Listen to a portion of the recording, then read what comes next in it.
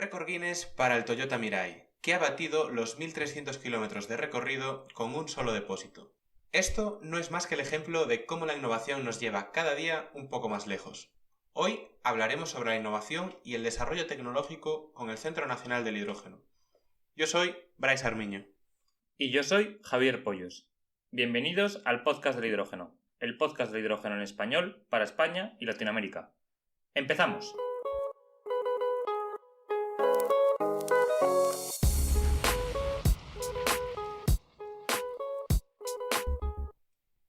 Si queremos hablar de innovación, desarrollo e implantación en cualquier parte de la cadena de valor del hidrógeno, tenemos que contar con el Centro Nacional del Hidrógeno, institución referencia en este ámbito en nuestro país e internacionalmente. Para ello, contamos hoy con Emilio Nieto, doctor en Ciencias Químicas por la Universidad Autónoma de Madrid y director del Centro Nacional del Hidrógeno. Emilio, bienvenido al podcast del hidrógeno. Hola, muy buenas, Javier, Brais. Un verdadero placer estar con vosotros aquí. Buenas, Emilio.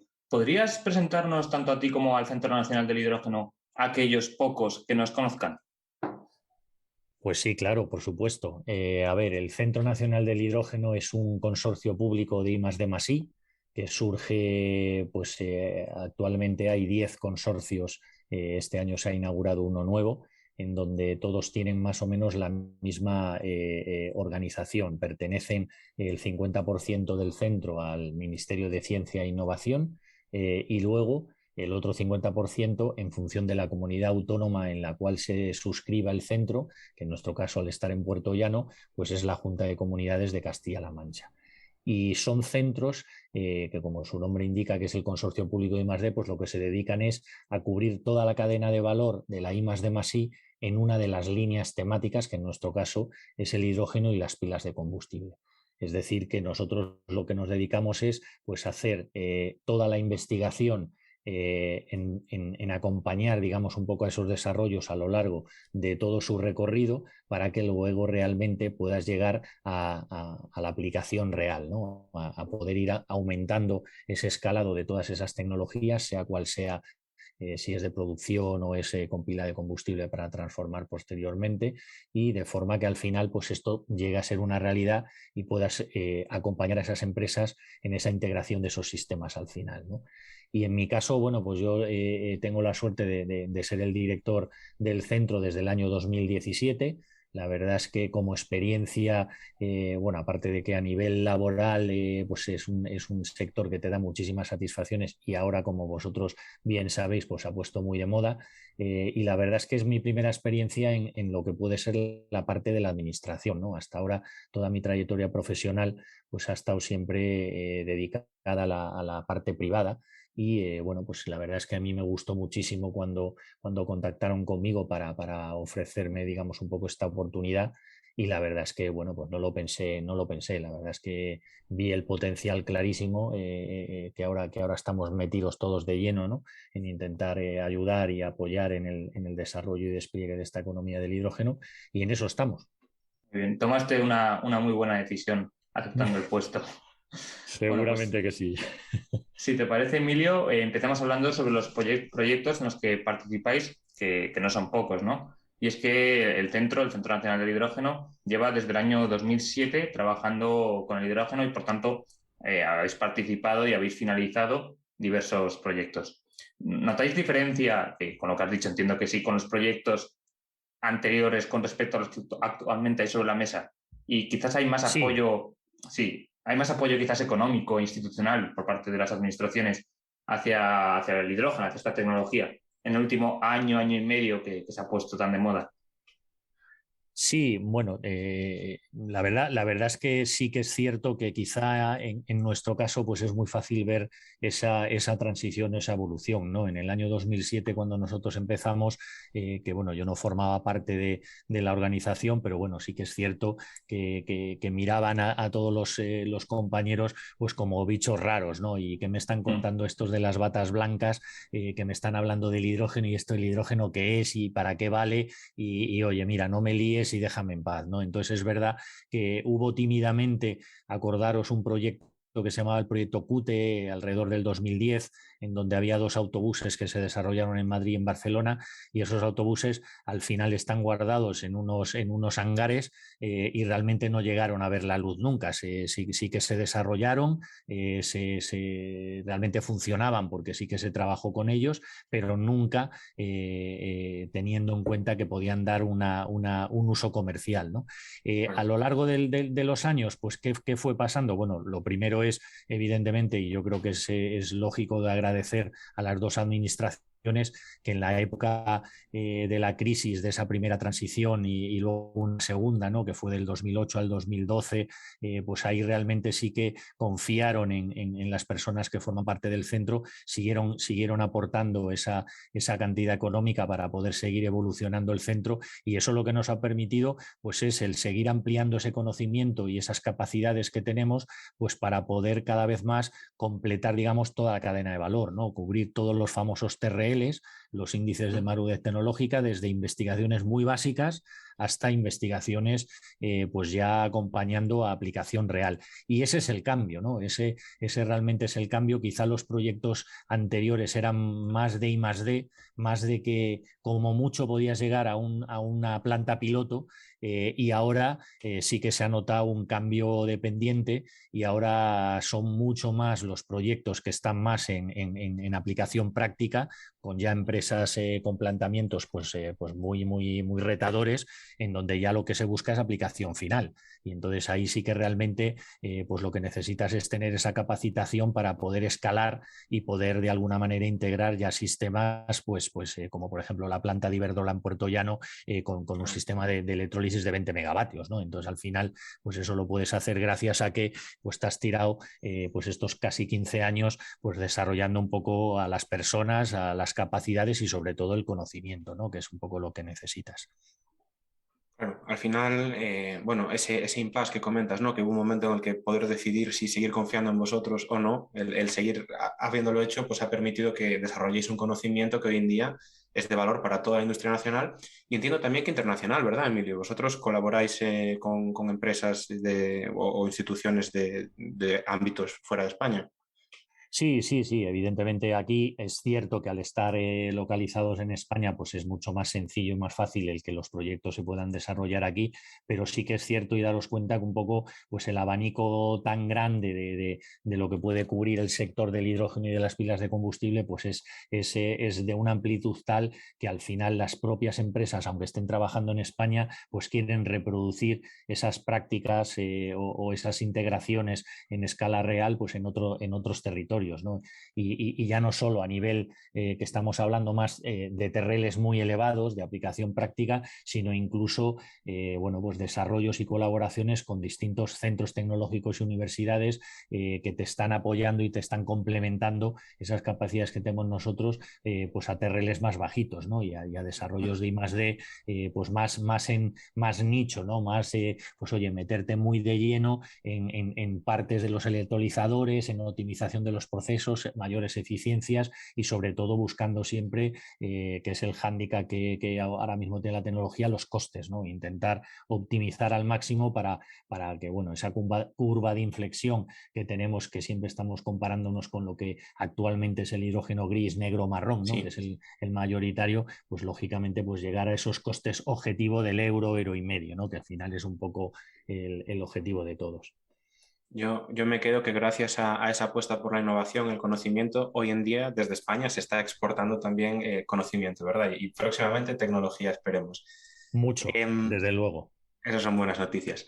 Comentabas antes, Emilio, que, bueno, habéis colaborado con empresas últimamente, antes sobre todo con asociaciones, universidades, distintas entidades. ¿Qué es lo que hacéis sobre todo ya pensando hoy en día en este tipo de proyectos y qué es lo que os suelen pedir en los proyectos en los que estáis participando? Sí, bueno, ahí quizá un poco lo que he comentado yo antes es la forma más fácil de que la gente lo pueda ver y visualizar de una manera más práctica, ¿no? Hay proyectos que están más enfocados a la parte de investigación, es decir, Ujú. proyectos que como mucho acaban en una planta piloto con un tamaño, digamos, medio, en el cual lo que sí que intentas es atacar las distintas partes que tú puedes optimizar del proceso. Por ejemplo, por poner un ejemplo, en un stack pues al final ir a diseñar una placa bipolar que te permita la evacuación de los gases de una forma más eficiente y entonces eso reduces los costes, mejoras la eficiencia y al final lo haces a igualdad de costes, ya no te digo más barata, ¿no? Entonces, esos proyectos de I+D son los que de alguna manera te permiten el tener esos posibles desarrollos y que luego en los siguientes años, pues un horizonte de 6, 7, 8, pues que puedan ir alimentando esas capacidades de conocimiento, de generación, digamos, de nuevas formas de aproximarse en el sector y que luego van a ir alimentando la otra parte de los proyectos que son ya aplicación práctica, ¿no? Entonces, Ya. digamos, anteriormente al último año y medio, que es cuando se publicó la hoja de ruta en España, que ya sabéis que ha sido una agitación del sector, ¿no? Realmente la gente se ha puesto nerviosa, ¿no? Y entonces ahora gente que no hablaba nunca del hidrógeno, pues ha dicho, ostras, pues aquí tengo que empezar a ponerme las pilas, sobre todo porque estoy en un sector que si no hago nada voy a quedarme fuera, ¿no? Entonces, bueno, pues esas empresas, que estamos hablando ya de empresas de una entidad y una envergadura importante, pues lógicamente lo que están es pues intentando desarrollar esas aplicaciones prácticas. ¿Por qué se aproximan a nosotros? Pues el valor añadido fundamental que tienes es, eres neutro tecnológicamente y conoces todas las tecnologías y todo el equipamiento que hay en el sector, de forma que tú les puedes optimizar cuál es el mejor electrolizador para ese tipo de proyecto, pedir las ofertas y establecer esas definiciones de especificaciones técnicas, y una vez que ya tienen los equipos, el ser capaz de integrárselos y poder construir un poco pues cuál es esa ingeniería básica y preliminar para que realmente la planta se pueda construir, ¿no? Y es cierto que anteriormente, cuando no había tanta demanda, pues sí que llegábamos incluso a hacer ingeniería de detalle, que es algo que ahora mismo pues no nos está aportando ningún valor, y hemos decidido, pues evidentemente hay un montón de empresas que lo hacen mucho mejor que nosotros, y realmente poder nosotros dedicarnos a donde sí que considero que podemos aportar valor, ¿no? Entonces, como veis, sí que es verdad que hay un montón de proyectos y en prácticamente todas las aplicaciones que hoy por hoy podéis encontrar que el hidrógeno puede tener algo que decir, en las distintas escalas, tanto a nivel de I+D como a nivel de aplicación práctica en entorno real. Entendido. Y bueno, ya para ir un poco más también a lo práctico de estas dos líneas, ¿no? Por una parte la innovación a terreles más bajos y por otra parte el lanzamiento a mercado. ¿Algún proyecto representativo que quieras compartir aquí con nosotros?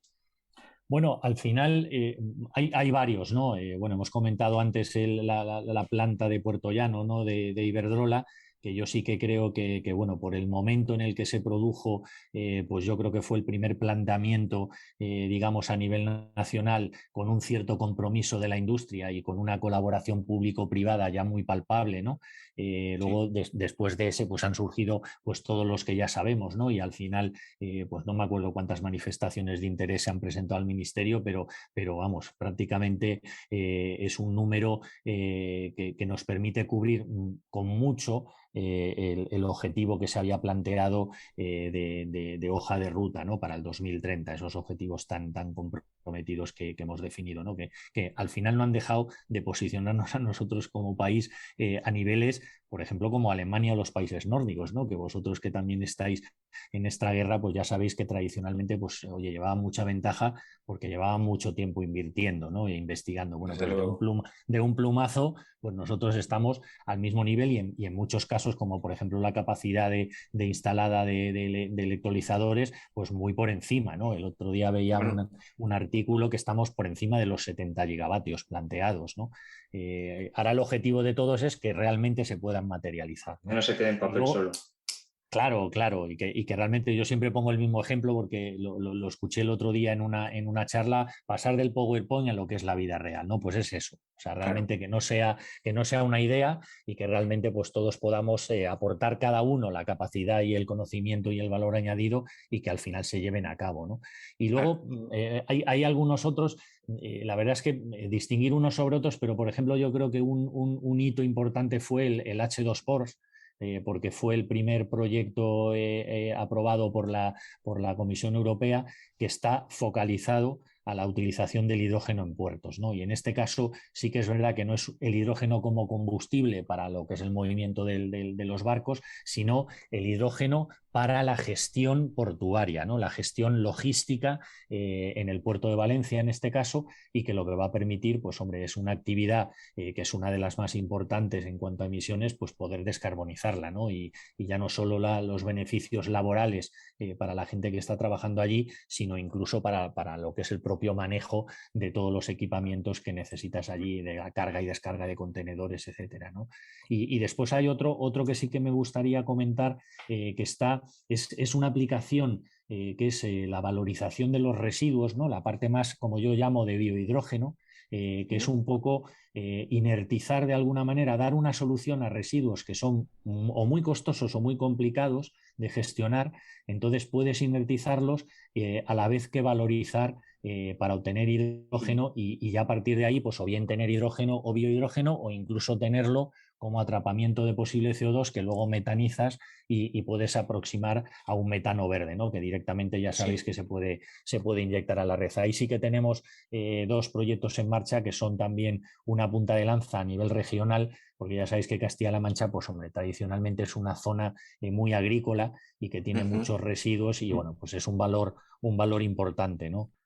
¿Y qué tipo de residuos estamos hablando, Emilio, en este caso? Como tan Sí, bueno, difíciles de valorizar. aquí son agrícolas fundamentalmente. Vale. Estamos hablando de residuos que provienen de la agricultura, trozos, o sea, zonas que están más relacionadas con la parte alimentaria y residuos pues, de la producción de algunos alimentos, pero también estamos viendo residuos muy agroforestales, ¿no? Lo que es la parte de las podas, de hierbas, etcétera, de bosques, incluso Claro. también la parte de lo que pueden ser los excrementos, pues tipo los purines de los cerdos y otros elementos que todos más o menos ya sabéis que son materia orgánica y al final, en función de ese tratamiento de procesos bioquímicos, pues puedes llegar a obtener pues una valorización y al final lo que te queda es una especie de lecho inerte que, oye, que ya no tiene ningún problema medioambientalmente hablando y entonces tú ya puedes incluso hasta utilizarlo en aplicaciones pues del estilo a la construcción como filler o como agregados, etcétera, ¿no? Sí, sí, sí, pues eso es muy interesante porque además, digamos que en muchos casos estamos sustituyendo algo porque a largo plazo es necesario descarbonizar, pero no es un problema tan grande para el usuario. Por ejemplo, los camiones, ¿no? El camionero no tiene tanto problema por utilizar diésel, no lo sufre, pero en cambio estas Claro. comunidades sí que sufren, por ejemplo, el problema de los purines o incluso en el tema de las podas. Bueno, yo tengo contactos que justamente nos han preguntado por esto hace unos meses, que para, bueno, digamos, el jardinero o incluso la gente que se dedica a esto a nivel más profesional, grandes empresas, es un problema grande deshacerse de todos los restos de poda y al final, en muchos casos, se quema, lo van acumulando, se quema y, bueno, no se saca ningún provecho de nada de eso, ¿no? Entonces, mucho ánimo porque realmente se ve mucho provecho ahí. Sí, sí, no, la verdad es que es una línea muy potencial y es verdad que luego al final tienes que ver el mapa completo, ¿no? Porque de pequeñas cositas que tú vayas desarrollando y avanzando, pues al final llegas a poner todo más o menos alineado y al final pues son muchos frentes los que tienes que trabajar de forma constante y continua, ¿no? Y de forma integral, pues para poder dar el mayor valor añadido, ¿no? Al final el objetivo es, oye, al final tiene que haber una cantidad de hidrógeno para uso de materia prima en la industria, pero también como vector energético y a partir de ahí pues es una de las soluciones para descarbonizar, no la única, pero una de ellas. Ujú. No, totalmente. Y otros proyectos bueno, que han sido públicos y que son, yo creo que muy famosos y muy representativos, como puede ser el Green Highland o no sé si lo leo bien, FCH Rail, bueno, el Sí, sí, hidrógeno trenes con hidrógeno. eso es. Sí, También sí. habéis estado participando, ¿verdad? Claro, claro. Bueno, ahí evidentemente por eso te digo que al final son tantos que siempre hay alguno que haya que destacar, ¿no? Pero, por ejemplo, el FCH Rail, ese es un proyecto con CAF en donde lo que se pretende es desarrollar pues una innovación de trenes bimodales intentando de alguna manera integrar la catenaria con otras alternativas, ¿no? Y una de Ujú. ellas es evidentemente el hidrógeno, ¿no? De forma que tú pues des una solución práctica a una vía en donde pues no vas a hacer esa inversión tan tremenda para poder poner catenaria y entonces tengas una zona con catenaria y otra sin catenaria y que tú al final pues seas capaz de gestionar, digamos, un poco ese trayecto con hidrógeno y con la parte de baterías por la frenada regenerativa y el tema de la catenaria, ¿no? Entonces, ese es un proyecto a nivel europeo. Hay otro consorcio que también está trabajando a nivel europeo para el tema de los trenes. Y bueno, es intentar darle una vuelta de tuerca más a los trenes de Alstom, que ya hace, pues ahora ya casi el año, llevan, o año y medio, en la zona Alemania. Exacto. Ya sabéis que hay dos de pasajeros y que bueno, pues hacen un Sí. trayecto de ida y vuelta sin muchos perfiles de cuesta, pues ya sabéis que hay que tener un poco en cuenta, bueno, pues aquí es intentar de alguna manera dar esa posible solución bimodal, por llamarlo de alguna manera, innovadora, pues para que realmente, oye, que no solo vayan por una zona recta, ¿no? Sino que sean trenes que ese perfil de viaje pues puedan ejecutarlo sin ningún tipo de problema, o bien de una manera o bien de otra, ¿no? Al final, bueno, vosotros que estáis en este tema también sabéis que al final esto tiene que estar integrado con en dónde voy a llenarlo luego el tren, ¿no? Porque al final Eso es un el tema de problema. las famosas hidrogeneras, pues está Sí. claro que bueno, vosotros ya lo habéis tratado en algún capítulo, ¿no? Con alguno de mis amigos ya del sector, ¿no? Y evidentemente pues hay que hacerlo todo a la vez, ¿no? Porque si no, no tiene mucho sentido. Y el otro proyecto que comentas, hombre, realmente es una forma muy sensata de darle continuidad a una zona en donde al desaparecer una fábrica cementera como Cemens, que daba trabajo a un montón de personas, pues al final es revitalizar esa zona. Está claro que 500 personas no van a trabajar en ese proyecto, pero bueno, es empezar a poder seguir esa actividad industrial y darle un valor para que se pueda aprovechar a nivel isla, ¿no? Y Mallorca, por ejemplo, pues es una isla muy turística y tienen una flota cautiva de los vehículos de alquiler que clarísimamente entre eso y los autobuses que pueden desplazar allí a los pasajeros para las zonas turísticas, pues yo creo que es una aplicación muy clave, ¿no? Y clarísimamente, bueno, pues es un proyecto que lidera Enagas con otra serie de empresas y yo creo que eso, bueno, pues es otra demostración más que nuestro país, pues oye, tiene mucho que decir, ¿no? Y mucho que aportar en este tipo de sector. Es que hemos querido también recoger estos dos proyectos porque ya no solo que sean muy interesantes y que sean pues actores que descarbonicen sectores que son importantes de descarbonizar, sino es que también es donde el hidrógeno tiene una ventaja. Quizás tenga una penetración bastante más temprana que en otros, ¿no? Por ejemplo, las islas que tienen esa desventaja en Absolutamente. términos de precios de costes energéticos, los trenes, lo que comentas. Si estamos pensando en electrificar, pues no tiene sentido tirar líneas eléctricas por toda la red Claro. española. Entonces, vosotros, por ejemplo, este segundo proyecto, el de los trenes, ¿que manejáis alguna fecha en la que podría estar, digamos, pues algún prototipo ya en las vías? A ver, nosotros estamos trabajando con varios. Evidentemente esos dos sí que se pueden comunicar, porque bueno, ya sabéis que estamos un poco sujetos a esas cláusulas de confidencialidad y no todas las empresas con las que colaboramos pues están, digamos, dispuestas a poder hacer esos anuncios o poder compartir, digamos, un poco los desarrollos, ¿no? Entonces, nosotros estamos trabajando en ese a nivel europeo con CAF. La idea es que en 2 años, de ahora en adelante, en 2 años, se pueda tener ya un prototipo validado en entorno real. Y el otro proyecto que estamos haciendo es con Talgo en Extremadura. Entonces, ese sí que está más cercano. Lo que pasa que son diferentes aproximaciones, ¿no? En el caso que os comento de CAF, es un tren bimodal en donde se intenta hacer una sinergia con catenaria e hidrógeno, y en el caso del tren de Talgo es algo parecido, pero un poco diferente, y al final ese sí que la previsión es que esté en teoría entre finales de este año y en el primer trimestre del año que viene. Entonces ahí realmente donde se va a hacer la validación de estos trenes, pues va a ser en esas líneas de Extremadura, que por desgracia pues son una de las regiones de España pues que están más penalizadas a nivel de lo que puede Sí, ser la opción del Sí, transporte, ¿no? Son locomotoras diésel, que ya no es que solo al ser diésel contaminen, sino que además funcionan muy mal, ¿no? Y cada 2 por 3 están estropeadas, circulan muy despacio, entonces no, bueno, es pues tremendo. es darles una solución, y entonces ese yo creo que es el que primero va a estar, digamos, un poco más validado, y el de CAF, que es un poco más de más envergadura y un poco más a nivel más europeo, pues ese sí que tiene un poco una dimensión un poquito más grande a nivel de validación, ¿no? Ya. Pues, Emilio, cuando empezáis a probar las cuestas, estáis invitados a traer el tren a Galicia cuando Desde queráis. luego, desde luego. Por cuestas en Galicia no será. No, Bueno, está claro. y cambiando un poco de tercio, Emilio, volviendo al tema de I+D, en el Centro Nacional de Hidrógeno contáis con muchas líneas de investigación, con varios proyectos en vuestros laboratorios. Y quería preguntarte cuáles son las instalaciones que tenéis allí en Puerto Llano, donde estáis ubicados. Sí, bueno, allí tenemos, actualmente son 13 laboratorios, 13 laboratorios que están especializados y focalizados a las distintas líneas estratégicas de desarrollo. Por ejemplo, en producción tenemos una línea de producción de hidrógeno que estamos muy volcados y muy centrados en que sea basado en electrólisis.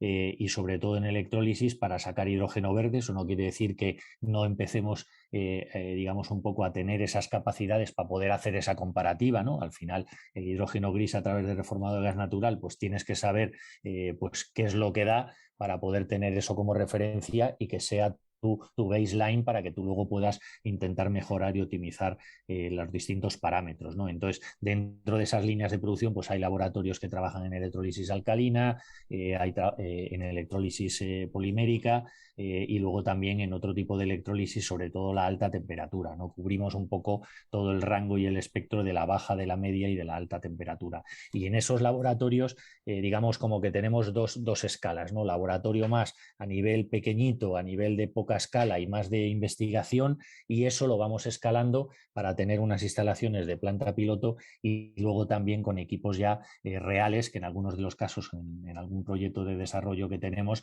pues se ha quedado el prototipo en el centro, y ese es el que tienes pues como banco de ensayo enorme pues para poder hacer una validación posterior, ¿no?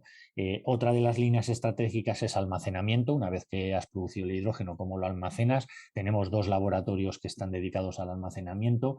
Es cierto que surgió desde que yo estoy en el centro la posibilidad de poder equiparnos para poder hacer esos 25 26 ensayos que hay para los recipientes de almacenamiento, pero realmente en aquel momento no había ningún tejido o ninguna necesidad nacional, y yo creo que al final hay 2 laboratorios a nivel europeo que están muy volcados en esa tarea, y al final yo creo que no merece la pena desde el punto de vista de valor añadido pues el equiparte, el gastarte a lo mejor, pues yo qué sé, pues del orden de 1 o 2 millones de euros en tener esos equipamientos para poder aportar, digamos, un poco ese valor, ¿no? Tenemos Perdona, Emilio, Sí, ¿hablas para los tanques de almacenamiento, para sí, sí, certificarlos sí. antes de sacarlos a mercado o esas revisiones anuales o cada 5 años que tienen que hacer? Sí, sí, para poder certificarlos, para ser un organismo, una entidad acreditada en el que Mm. puedas hacer un poco todos los ensayos. Nosotros tenemos 2 ensayos, que es el de permeación y el de resistencia, que al Ujú. final son los 2 más críticos, ¿no? Al final, el hecho de que tú quieras meterlo en una aplicación, lo que quieres es que no tengas problema de mecánico,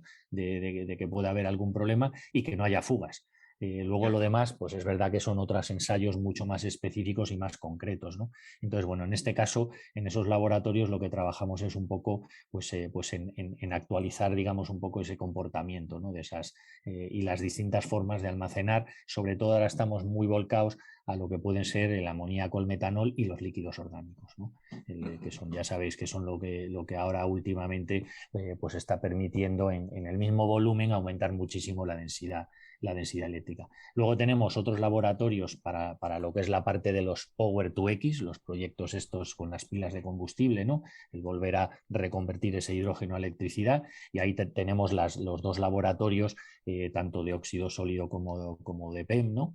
Y luego después hay unos laboratorios de distintas aplicaciones, ¿no? Tanto domésticas como de movilidad, ¿no? Tenemos un banco para poder hacer las testificaciones de los vehículos, ver un poco pues, cómo es ese comportamiento de los distintos vehículos simulando distintos perfiles de ruta, y luego una Demo Lab Home, que es una casa que es te da una solución a sistemas aislados, como estábamos hablando antes de lo de las islas, ¿no? O de refugios de montaña.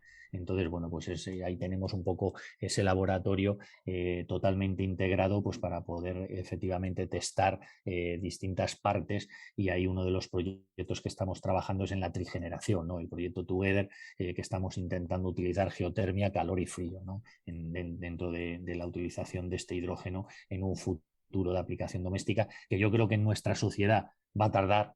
La sociedad, yo creo que por lo menos hasta dentro de un horizonte entre 5 más bien 10 años, pues yo creo que es bastante complicado pensar que aquí en España en las casas pues vayamos a utilizar el hidrógeno, ¿no? Ojalá me Sí. equivoque y ojalá se acelere, ¿no? Pero es verdad que esa aplicación, bueno, todavía le falta algo, ¿no? No mucho, porque realmente sabéis que hay proyectos en Alemania y en la Comisión En Europea que están Escocia ahora intentando, también. claro, que están intentando analizar cuál es el máximo porcentaje de mezcla en la red, ¿no? Oye, el gas ciudad hace muchísimos años que lo utilizábamos antes del gas natural y era casi un 60% hidrógeno y no pasaba nada, o sea que realmente Yo, tampoco lo veo muy complicado. de todas formas, ahí también pienso que el hidrógeno va a tener menos que hacer, que obviamente habrá casos en los que será interesante, porque bueno, quizás electrificar sea más difícil, sobre todo en núcleos urbanos posiblemente, Claro. Mm. pero bueno, yo creo que ahí las bombas de calor tienen también mucho, mucho que decir. Totalmente de acuerdo. Sí. Y entonces, ¿ves ese uso cotidiano como una de las aplicaciones o una de las líneas de investigación más prometedoras que tenéis ahí en el Centro Nacional? Sí, sí, la verdad es que, hombre, es cierto que ya sabéis que el empuje este tan tremendo, aparte de lo que hemos hablado de la publicación de la hoja de ruta, ¿no? Ya no solo la nuestra, sino la europea, y que ha movilizado un poco pues, a todos los principales países europeos en intentar potenciar, digamos, un poco esa estrategia hacia estas economías más sostenibles y más limpias, clarísimamente ha sido las aplicaciones de movilidad, ¿no? Ya sabéis que, por ejemplo, los electrolizadores alcalinos llevan más de 200 años en el mercado, están bastante optimizados, aunque evidentemente todavía hay ciertas oportunidades de intentar mejorar sus eficiencias y sobre todo sus costes, pero en cambio los poliméricos estaban mucho más atrás. ¿Qué ha pasado? Pues que el hecho de potenciar tanto las aplicaciones de movilidad con el hidrógeno lo que ha hecho es acelerar de forma tremenda y avanzar pues casi el desarrollo que harías de otra manera en 50 años, ¿no? Entonces se han puesto al mismo nivel.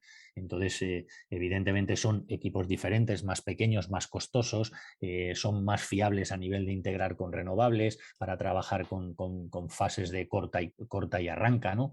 Y en Sí. cambio los alcalinos, bueno, pues también tienen sus aplicaciones, son más voluminosos, menos costosos, pero que bueno, que también claro, cada uno tiene su guerra, ¿no? Pero sí que es verdad que las aplicaciones de movilidad yo creo que han acelerado y han agitado, digamos, un poco pues este mercado de los electrolizadores y se han puesto a nivel los alcalinos y los poliméricos y ahora pues se está intentando correr con los de alta temperatura, ¿no? Los de óxido sólido, que al final Esos, esos están, claro, están en terreles más bajitos y ahora lo que hay que hacer es, bueno, pues avanzar a nivel I+D, pues primero en cómo soy capaz de escalar esos tamaños de los stack para poder empezar a hablar de megavatios, daros cuenta que comercialmente los de óxido sólido, bueno, pues no, vamos, difícilmente pasan de 5 o 10 kilovatios, ¿no? Los comerciales, ¿no? Entonces, bueno, pues hay un tamaño de escala ahí importante y clarísimamente es una oportunidad, ¿no? En el sector de poder desarrollar ese tipo de sistemas. Al final, lo que están optando los fabricantes es por hacer como hace Napter, el de intercambio aniónico. Los stacks pequeñitos, ir acumulándolos, apilándolos y de Eso ahí es, obtener pues mayores potencias. Tengo que decir claro. que a mí la Soel me encanta y le veo un Mm, futuro súper prometedor, sobre todo para el gran uso que va a tener el hidrógeno aparte de la movilidad, que es la industria. Tiene una absolutamente. forma de acoplarse, vamos, ideal, ideal. Ese aprovechamiento de calores de 150 grados, que quizás hoy en día en la Claro, industria no sean de mucho valor, pues oye, la Sol ya te lleva eficiencias del 80 y pico, 90%. Entonces, claro, claro. ahí va a Sí, ser un cambio diferencial. y luego además la gran ventaja de que al final no necesitas el hidrógeno tan puro. ¿Sabes? Que yo creo que eso es otra ventaja. Yo creo que esos sistemas pues, se pueden comer mezclas de gases que de ninguna de las maneras puedes meter en En la un coche. alcalina o en la polimérica, ¿no? Sí. Vamos, en un coche tú lo metes y dices, hombre, sí, funciona, claro que funciona, pero es que si tengo, yo que sé, 15 años de coche, pues en 5 o 6 años lo vas a tener que Sí, sí, sí. cambiar, ¿no? Que es un poco el ejemplo que ponían el otro día cuando hablaba con las baterías estas de carga rápida de Tesla, ¿no? Yo siempre digo lo mismo, digo, hombre, el que se compra un coche Tesla y se gasta 100.000 euros, pues hombre, el hecho de que le digas que pague 15 o 20.000 euros por una batería cada año, pues no le va a preocupar mucho, pero el ciudadano de a pie, pues no está en ese nivel, ¿no? Entonces, al final, jolín, no puedes digamos, no engañar, pero sí dar información parcial, ¿no? Al final, claro que lo puedes hacer, pero al final lo que machacas de alguna manera es un poco las prestaciones del sistema, ¿no? Y en el caso de las alcalinas y las poliméricas, que son membranas o líquidas o sólidas, bueno, pues al final lo que haces es que la vida de la membrana la vas a reducir si metes mucha Claro. guarrería, ¿no? En el sistema. Funcionan. Pero claro, lógicamente no puedes permitir hacer lo mismo para lo que estaban definidas, ¿no? Te iba a preguntar, Emilio, claro, estamos hablando mucho de producir, de crear pues, electrolizadores más eficientes, pilas de combustibles. Y ahora que te escucho comentar todo esto, también me viene a la mente el qué pasará cuando, bueno, pues cuando se estropeen estos electrolizadores, o hablamos del coche, cuando estas 20.000 horas, que será el objetivo, ¿no? Cuando las pilas lleguen a las 20.000 horas y haya que, bueno, pues que regenerarlas, etcétera. ¿Estáis también ya trabajando en esas líneas o es algo que entendéis que vendrá después? Sí, bueno, de hecho, además se está trabajando a nivel europeo y de hecho hoy por la mañana una de las teleconferencias, ya sabéis que ahora no hacemos otra cosa, cuando trabajábamos antes no sé, pero ahora estamos todo el día conectados.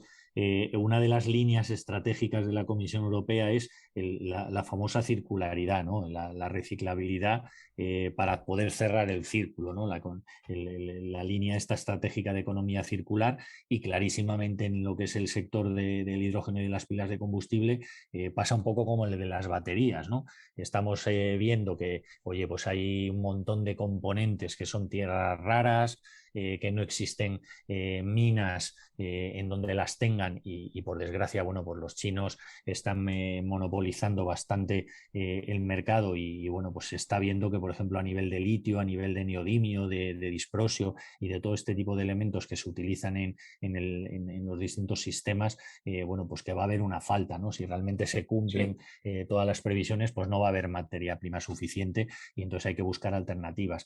Y una de las líneas es, bueno, mientras estoy buscando alternativas, pues ¿por qué no intento desarrollar tecnologías y procesos de reciclado?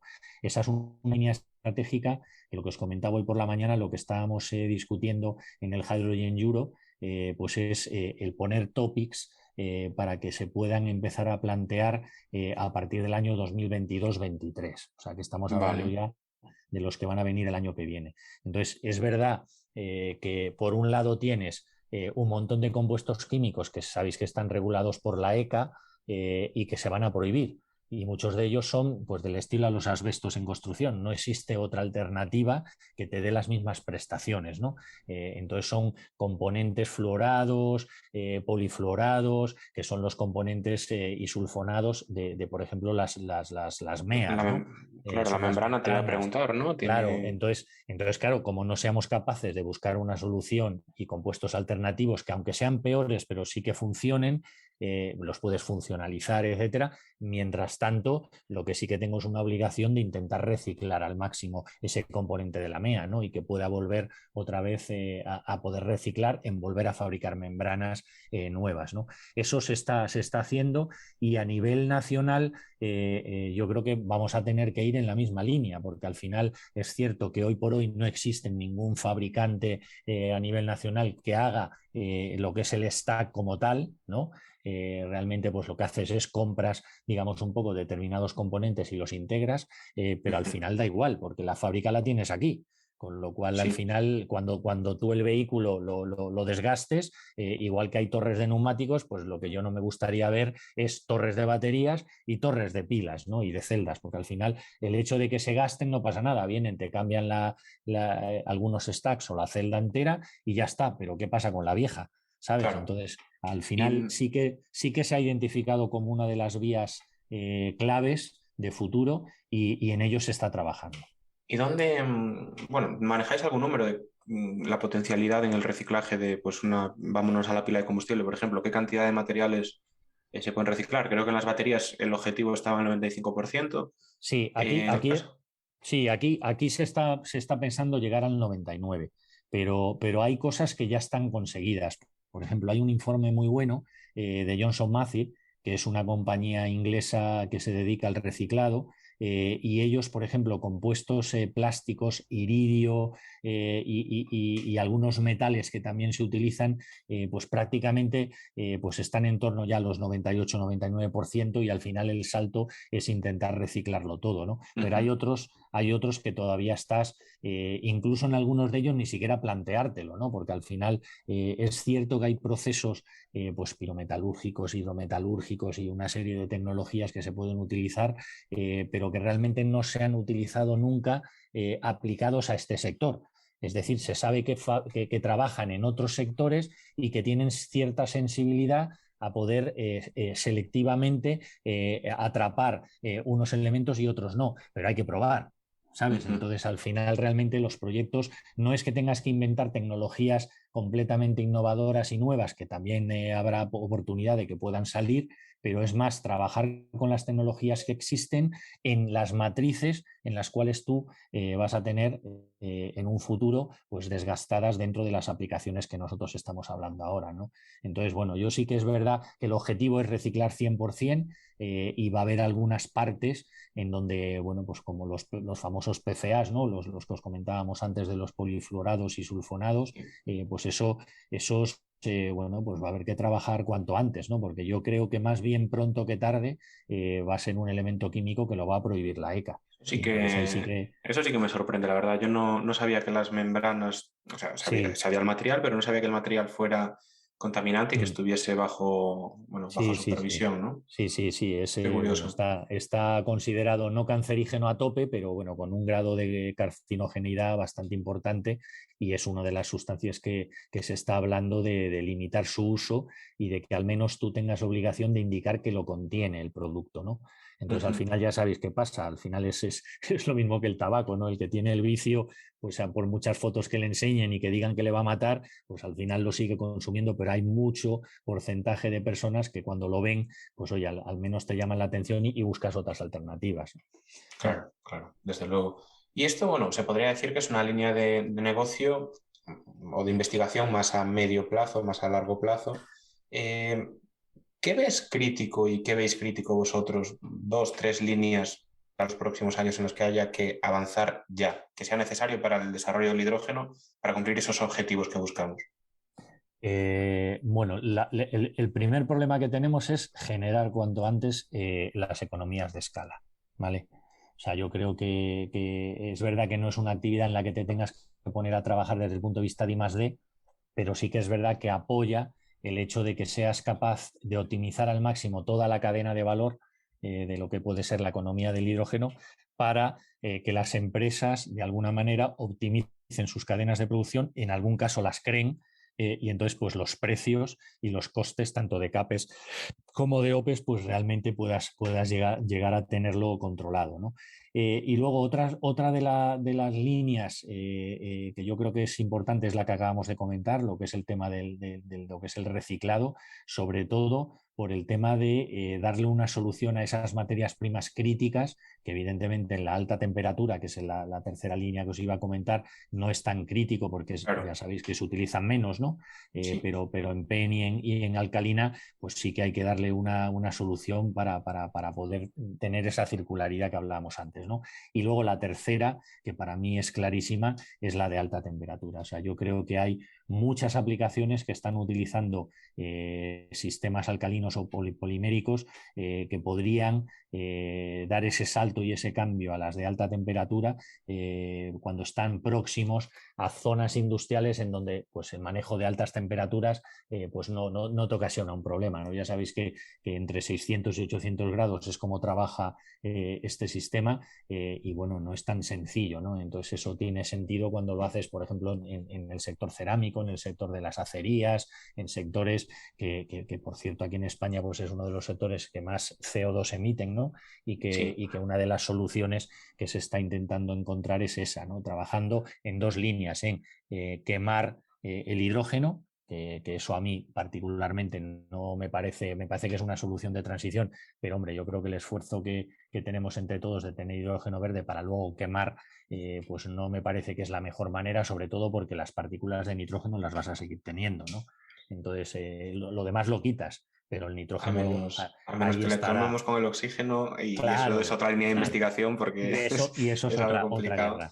Pero vamos, a Sí. nivel de líneas es un poco esta que te comento. Yo creo que entre todos trabajar en esas economías de escala para poder optimizar, digamos, un poco la cadena de valor, el tema de la reciclación de todos los materiales y sobre todo la de óxido sólido. Yo creo que Y, ahí en óxido sólido hay mucha chicha todavía. sí, mucho, mucho. Vamos a hacer énfasis en esto porque además es algo que, bueno, aquí vino al programa Carlos Bernuy, pero no hablamos Sí. demasiado sobre eso. Y sí que es cierto que eres un defensor de la SOEL. Nosotros también lo somos, sobre todo por esa integración en los procesos industriales. Y muchos de los que Mm, comentabas, Emilio, tienen emisiones de CO2 que son asociadas, son intrínsecas al proceso en muchos sí, casos. No, sí. ya no es que venga de, no, es que quemamos gas natural, quemamos carbón, quemamos lo que sea, es que ya del tratamiento pues, de esos materiales en muchas ocasiones se originan. Y por ejemplo, la SOEL se puede utilizar para hacer combustibles sintéticos también, ¿verdad? Por el tema de tener, Absolutamente. pues bueno, una buena integración con estas fuentes de gases. Es algo, vamos, realmente interesante y que mucha gente la descarta, pero no nos olvidemos que hay plantas de 500 megavatios anunciadas para 2023 de SOEL, con lo cual Exacto. no está tan lejos. No, no, y que luego además, bueno, ya habéis visto, también habéis tenido a Silvia Lazcano, ¿no? Que Sí. al final la aviación pues no son tan sencillas. Tú no puedes meter o bien alta presión o bien hidrógeno líquido en un avión. No es que no puedas, sino que tienes que currártelo mucho para que la seguridad esté muy controlada y a nivel ingeniería puedas tener ese reparto. Entonces, al final aquí tienes que irte a combustibles sintéticos, a los famosos SAF y tal, para lo cual necesitas el hidrógeno y para lo cual necesitas esta tecnología que estamos hablando, ¿no? Con lo cual, bueno, pues eso yo sí que es verdad que es un medio largo plazo, pero ya sabéis que en Inglaterra hay avionetas de poca distancia, hay un informe por ahí de la Comisión Europea y de la Agencia Internacional de Energía que limita hasta 3.500 millas, ¿no? Todo lo que sea de 3.500 millas para abajo lo puedes hacer con hidrógeno, hidrógeno a presión y en algún caso si quieres líquido, pero de 3.500 millas en adelante, que son casi todos los aviones que todos cogemos cuando te vas a alguna reunión, ostras, pues ahí ya tienes que pensar en este tipo de soluciones, ¿no? Los famosos combustibles sintéticos. Sí. Y Emilio, con tanto laboratorio que tenéis allí en Puerto Llano y tantos años de investigación, supongo que patentes nos faltarán, ¿no? Es una asignatura pendiente. Es una asignatura pendiente, sobre todo, claro, yo cuando al principio al entrar en el centro sí que es cierto que era bastante, no reacio, pero sí un poco, ostras, y vosotros cuando vais ahí a un congreso habláis ahí alegremente de un poco de los desarrollos y tal, no os preocupa que alguien pueda llegar un poco captar esa idea, etcétera. Mm. Y entonces, bueno, pues ahí sí que es verdad que bueno, en la administración, así como en las universidades y en los centros tecnológicos, pues sí que eso está como muy extendido. Como nosotros somos lo que nos llaman consorcio público más que no somos ni una cosa ni la otra, sino que estamos ahí en el medio, no había, digamos, un poco un canal a través del cual se pudiera vehicular un poco todo esto, ¿no? Entonces sí que es cierto que en los proyectos en los cuales en algunas de las ocasiones ha habido un desarrollo que se ha podido proteger, ahí estás como autor, pero como eres una institución sin ánimo de lucro, pues no puedes explotar, ¿no? Entonces, ahora eso sí que desde hace un par de años sí que hemos trabajado digamos, un poco armar toda esa sistemática y sí que es verdad que ahora, aunque seamos una organización sin ánimo de lucro, sí que estamos pudiendo participar y de hecho ahora mismo tenemos un par de proyectos para ello en la creación de estas nuevas líneas de negocio en los que evidentemente nosotros no aportamos capital porque entre otras cosas está prohibido y no nos deja por ser administración, pero sí que aportamos las capacidades tecnológicas y el conocimiento y lo haces casi in kind, ¿no? Y entonces eso te permite pues el tener un cierto derecho para que luego, pues oye, la empresa o las empresas que sean, que suelen ser algunas agrupaciones empresariales, pues cuando comercialicen te paguen una especie de royalty en base a esa capacidad que tú has aportado, ¿no? Que es como debería de ser, porque si vosotros estáis generando un Claro, valor, a fin de cuentas, pues seréis autosostenibles, ¿no? De esa forma, que Claro, también es algo claro, interesante. claro. Claro, la idea es muy clara, ¿no? Al final, lo suyo es que tú pudieses ser capaz de obtener unos recursos por esos servicios que tú aportas y que realmente las dos administraciones pues, no tuvieran que soportar claro. del presupuesto del Ujú. Estado pues estos desarrollos, ¿no? Entonces, bueno, ese es el objetivo, ¿no? De autofinanciarse con estudios y patentes. Bueno, y Exacto. hablando de la institución del Centro Nacional del Hidrógeno, bueno, ya cuando se vio la ruta del hidrógeno verde, una de las medidas que había era la de reforzar el papel del centro como centro de I+D+I de referencia. ¿Cuál será vuestro papel en el futuro? Bueno, es una buena pregunta porque me gustaría poder coger y decirte, mira, lo tengo muy Muy claro, Javier claro. Bryce es Bueno, esto, esto y esto. es una Ojalá, pregunta trampa, es ojalá. una pregunta trampa, nadie lo sabe. Sí, sí, no. Lo que pasa que es cierto que, bueno, ya os he comentado que desde luego yo me siento muy orgulloso y satisfecho de que las administraciones pues, nos están apoyando desde el primer día, pero al ser organismo de la Administración del Estado, ya sabéis que hay un ente que se llama Hacienda, que es el que regula, digamos, un poco todo lo que es la parte más de personal, ¿no? Que es un poco el caballo de batalla que tenemos que pelear nosotros, ¿no? Lo que nos falta son recursos suficientes para poder acometer, digamos, un poco todo esto. Hace aproximadamente 2 o 3 meses, bueno, incluso algo menos, se llegó a firmar nuestra renovación. Al final esa renovación se ha conseguido que sea por 10 años y con un incremento del presupuesto, precisamente para poder cubrir un poco pues, este aumento de esa posible actividad en los próximos al menos 10 años, ¿no? Lo que falta de alguna manera es bueno, pues el ponerle la guinda, ¿no? El coger y decir, oye, ya tengo aprobado ahora el que me van a dejar gastar X de más. Y ese X de más no ha salido porque yo me lo he inventado, ha salido de un montón de meses trabajando con mis compañeros para decir, oye, en qué líneas realmente necesito nuevos recursos, cuáles de esos recursos son estratégicos y tienen que tener plaza fija, en cuáles podemos crecer por obra o servicio a través de las contrataciones de las empresas. Y bueno, pues ahí salió pues una foto y esa es la foto que a todos nos gustaría que se pudiera llevar a cabo, ¿no? Y si esa foto se lleva a cabo, sí que esa medida tiene sentido porque realmente vas a poder dar ese servicio que se te pide, ¿no? El servicio de apoyo para ayudar a las empresas a que pueda haber este despliegue, ¿no? Y evidentemente, pues ahí está el IDAI, que ya sabéis que es una de las instituciones que está trabajando con el Ministerio para la parte de energía, y está el CEDETI como organismo de mecanismos de financiación, ¿no? Intentar echarle una mano de cuáles son los mejores, qué tipo de mecanismos tendría que haber para que las empresas, pues oye, no les dé miedo meterse y tengan esa seguridad de que la administración está con ellos y aunque no les dé dinero, pues sí que les reduces el riesgo aportando esas ayudas, ¿no? Bueno, Emilio, y ¿cuántas sí. personas sois en el centro? Ahora mismo somos 49.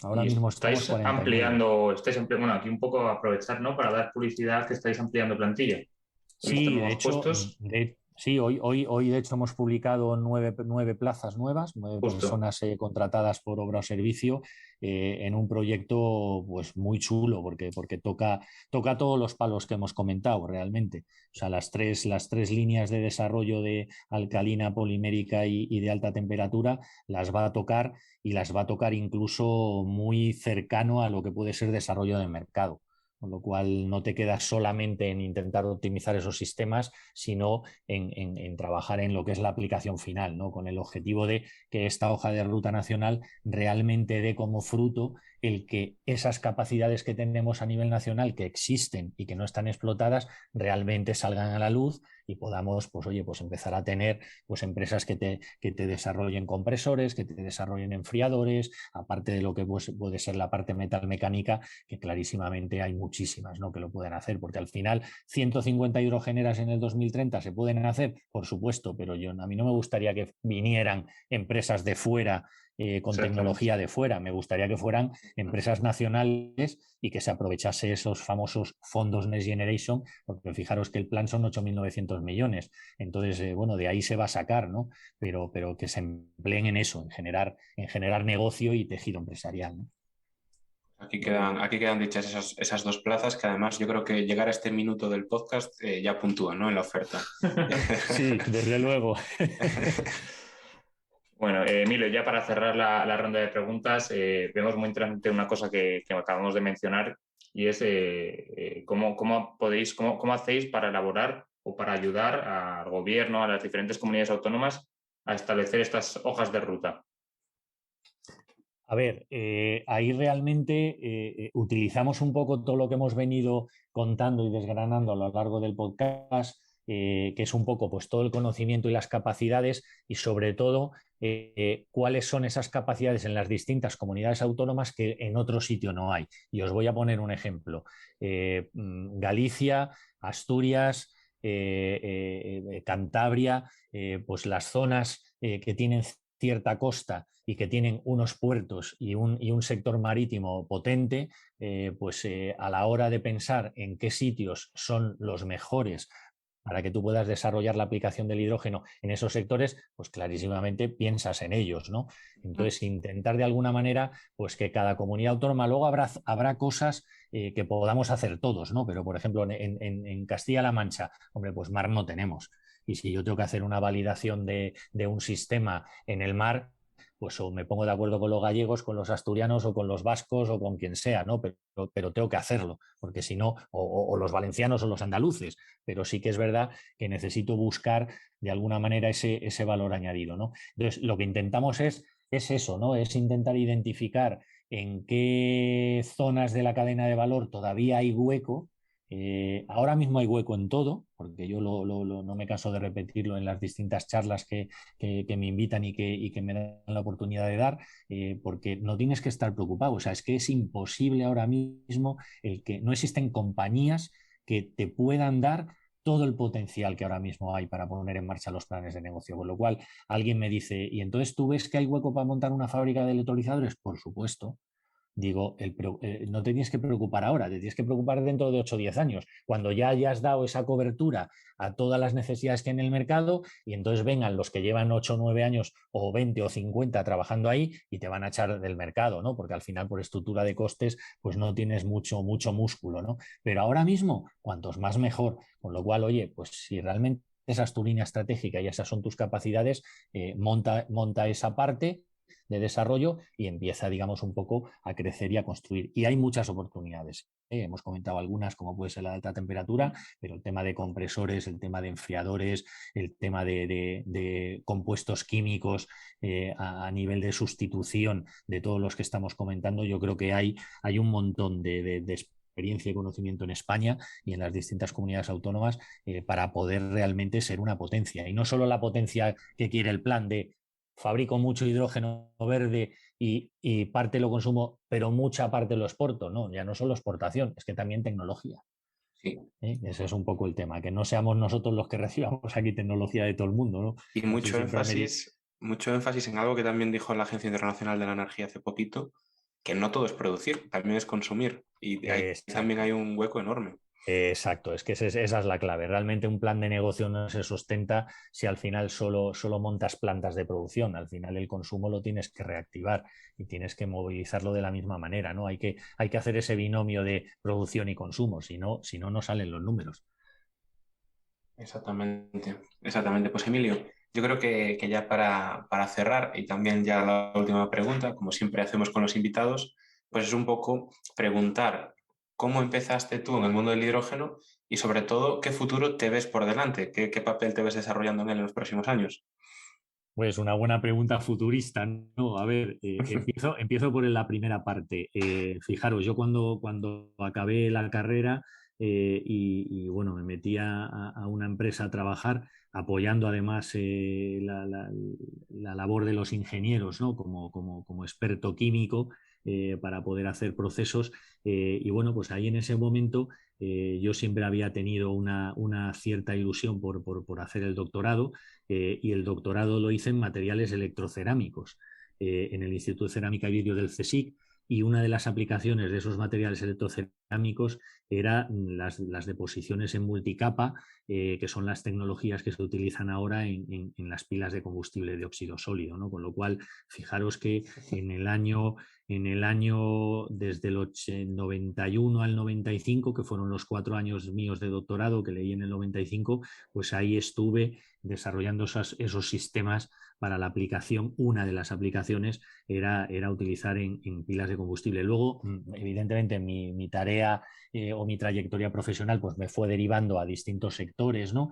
Y al final, bueno, pues cuando lo que comenté al principio, ¿no? Cuando me surgió la oportunidad y contactaron conmigo, pues bueno, yo lo que veía era que era un proyecto muy atractivo en un centro con personal muy capacitado y muy joven y con mucha ilusión, y con un potencial tremendo, ¿no? Y al final, fíjate que en el 2017 todavía no se había sacado esa hoja de ruta, y ahora mismo pues quizá esto está pues muy al día, ¿no? Y entonces clarísimamente hoy en el futuro, ojalá que me vea pues intentando potenciar de alguna manera más las distintas capacidades y el valor añadido que pueda aportar el centro, para que de verdad el tejido nacional y el tejido industrial en la cadena del hidrógeno pues realmente se pueda desarrollar. Y seguramente yo me jubilaré, ojalá que podamos jubilarnos y venga otros que sigan un poco con este desarrollo, ¿no? Porque yo creo que hay objetivo y potencialidad para muchos años. Qué bueno, veo que lo tuyo sí que es circularidad. Empezaste con las SOEL y sigues con ellas. Absolutamente. Sí, sí.